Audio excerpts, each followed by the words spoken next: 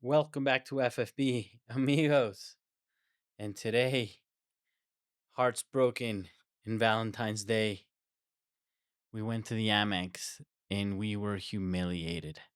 Olé, Olé, Olé. We heard for a second time in the week from Brighton, a team that Chelsea raided, took their coach, Harry Potter, backroom staff, executives, their best players. They managed to give us a spanking today, again for the second time in a week. So there's going to be no fancy editing, no nice little videos that I normally put in, and fun little jokes today because I'm just going to react. The match just ended, just give my thoughts on it. I think I'd rather be more cool, calm, and collected to do something during the week. Today, I'm not really feeling it. It was really hard to watch. Really, really, really hard to watch. The only thing that I feel good about is that I got the match prediction right, with the exception of Reece James. And I got it right if you guys watched that video. Not because that's what I wanted to happen, but what I knew was going to happen. So no changes. The first 15 games, Chelsea started decent, to be honest. Not good, not great, decent. Let me start making a note right there before we get any further carried away. Why you guys know I feel like this. Pulling up the stats. Chelsea had 70% possession, twice the amount of passes, hundreds of passes. Zero. There's my eye. Zero. Zilch. Zip. Squat shots on target. Nuno. Nothing. Nada. Not a single shot on target. How can you do that? How can you do that? We took shots. We never managed to hit the target. We didn't trouble the keeper. Except one, which actually I don't think it even counted, that we got a corner from. The production was terribly low, disorganized. The team lost. Anyway, let's go through it. So the first 15 minutes, we looked pretty decent. There was some movement, there was some attacks. And I think that one little change threw everything off. That on the 20th minute, Nani Madueke got injured and Jadon Sancho came on. And oh my God, did that man have a stinker. A lot of our players did. A lot of our players did. And that sort of changed the game. He was the only one that was really attacking and was bringing some width. Again, there was less width than there should have been in this game. In any case, 26 minute doesn't last long. That we were doing somewhat decent, but it's not like I felt like we were going to win the game or anything. But there was some offensive play. We were good, and I don't know what to think about this goal. You guys should go back and watch it. But the Brighton keeper boots it all the way down to tiny Mitoma, who to give some credit to Chalobah, um, he is the left winger, so I guess Gusto didn't follow him. And he's able to, an incredible first touch, bring down the ball, take on Chalba one on one, spread wide, call it a day, curl it in. Nothing for that Jurgensen could have done. Nothing anybody else could have done. There was no pressure on him. Chalova, I don't think he expected him to be able to bring down the ball so lovely in the way that he did. But I would hope that my center back bullies him a little bit, pushes him a little bit. I think Mitoma was just too quick for him. I think since Gusto turned off, Chalobah was caught a little bit by surprise. He was coming back. Anyway, in any case, goal. And hope went from a 90% to 10% after that goal. And then again in the 37th minute, they score another. It was a good goal, but Chelsea has, we had the bodies back, but we were pretty bad in defending. Like there was enough bodies in the area to defend, but we were incredibly disorganized. So in the second half, it's over to me. It's over because I don't see where the play is going to come from. Because at the end of the first half, no shots on target, no real danger caused, and I feel incredibly exposed on the back on the counter. And it looks like Brighton today they didn't play a high line or as such a high line as you would expect to them. They were more pragmatic and they were a little bit more compressed and they hit us on the counter, which I think that was a bit of a surprise probably for Maresca, and he didn't know how to deal with that.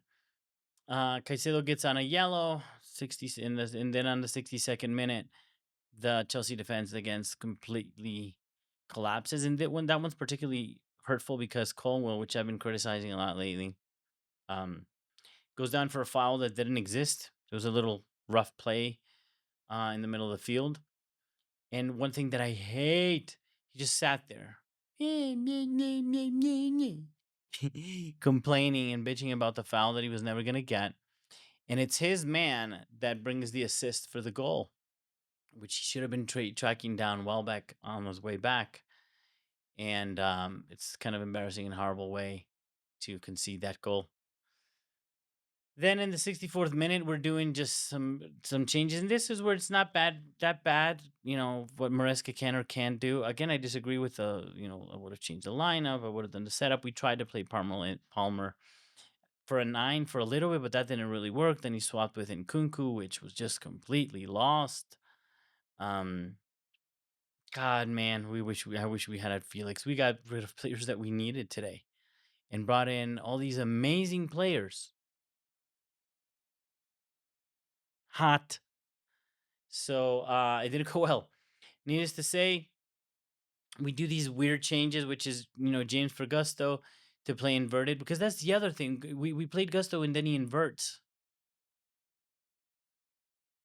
When you have somebody that's like defending block, like you need width on the pitch. I don't get it.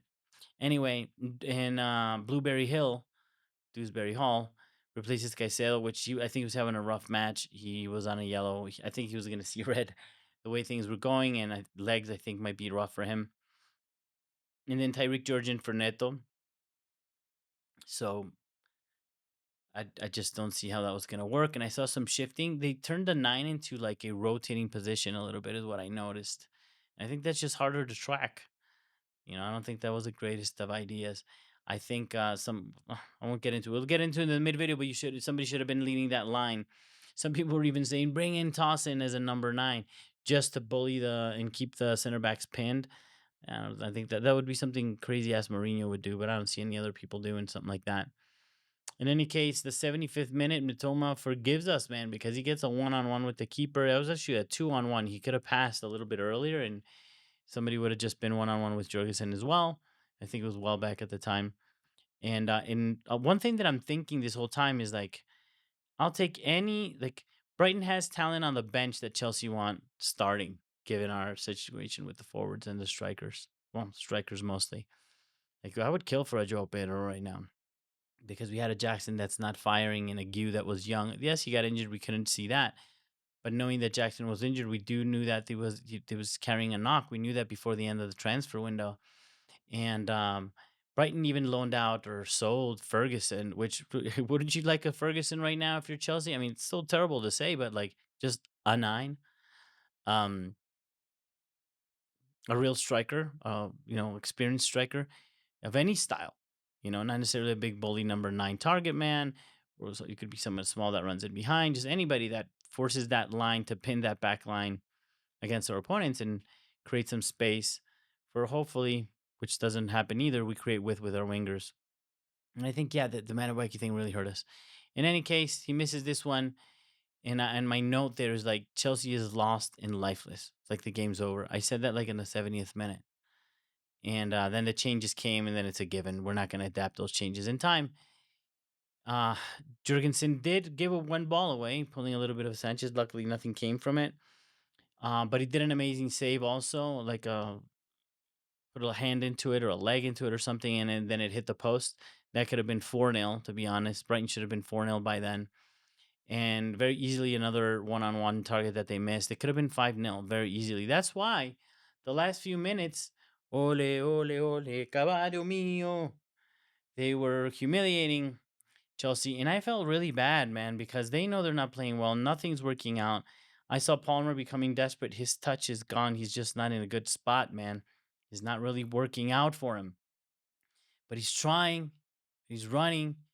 I don't know. And I don't see Maresca engaged during the game. I know it's not his style, which leads me to believe, I don't know if it's a style thing, but if something's going so wrong tactically, if you're so quiet or not trying to shift tactically in game, you may agree with the way they're trying to play, but it's sort of evident from the outside. Look, I'm going to give better conclusions when I sit back, watch the highlights, review a little bit of the game again, and see exactly what went wrong. But it just felt so wrong after It did even when we were doing well the first few minutes, it didn't look good.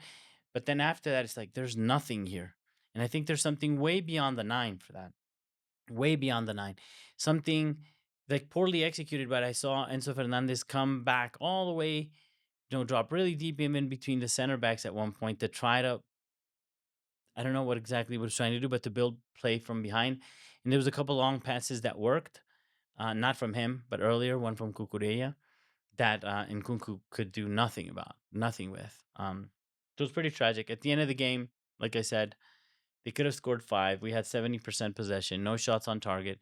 So not looking good. I'm not going to make it a long one, other than to say, I think the way to summarize this is we've been bested by Brighton, which is a team that somewhat wanted to take their model and bringing in their scouts and their ability to find players and to grow them and make money. And I said it the other day. We were rating Brighton, trying to be Dortmund, both feeder clubs, but we landed in Spurs. That's kind of where we're at right now. That's kind of very offensive to Chelsea fans and supposed to be. And now there's all this speak about protests to the ownership. Let's see. They will say we're fourth, and honestly, we're fourth. We still are fourth. We're not gonna be because we're the first. We're the early game in the week, in the weekend. So we are fourth. We're not gonna be there very long. But the concern and this stupidity that we heard Maresca during the week, the whole DNA that I complained in my last video, and I will make a video just on those comments and what the Chelsea DNA and mentality is and should be and where we stand today. But it's just the way. It's just the way we're doing it, the way we're losing. Even it we'll understand. We'll understand if, we saw the bench. We saw the bench, but we're not really trying anything. I just felt bad for those players out there. I mean, that's the long and the short. I felt for the players out there. There was no ideas, no clear execution. Very poor. We were just bested the whole game. There was nothing there. And I hope that we can come back from this, honestly. And that was the thing. Maresca was defending himself, saying, "Oh, but we were in fourth. We were in the top four for most of the season." Sure. Sure. I mean, alphabetically, I think we're like third when the season starts. That's not the point, is where we're going to land. And when you hit a form like we're hitting right now, which I think is 2 or 3 wins in 11, 12 games, it's like, that's really bad. And again, remember during that run where we had a opposition that we're supposed to beat, these having 2 wins in 9 games, there was no Liverpool away. We had the City game, but other than that, it's not like we were facing Arsenal at the Emirates or no, no, no, no, no. None of that stuff. A lot of home games, a lot of games where they gave us goals for free, where, like Brighton even threw the keeper threw the ball in the goal and still we're struggling. So something's wrong. Something's wrong. Something's bad. And we'll get into it during the week. For now, just very sad, but I'm going to be excited. I'm going to put my love glasses on. And as always, I'm going to give love to the Chelsea players that are going to need it today. I can't imagine what that conversation is going to go like and how they're going to get beat up by all the fans and by the press. So, even though that's the case, boys, I still love and support you. And amigos, Chelsea fans, we got to support them no matter what. Let's hope that we iron out these issues. Video coming during the weekend. I'll watch some matches and maybe react to that. That'll be more fun because this was a very miserable football watching experience. I was bored, exhausted, tired, and depressed. But I hope it gets some joy watching other games and finding other ways of getting excited to see how we can turn this around. I'm going to start thinking, I'm going to see what went wrong in this game. And you guys, please tell me in the comments, how do you think we can turn this around? And if you believe we can, please subscribe to the channel so we can keep on this journey, which I hate saying it so much, but we have to, and we will turn it around. And as always, come on, you Blues.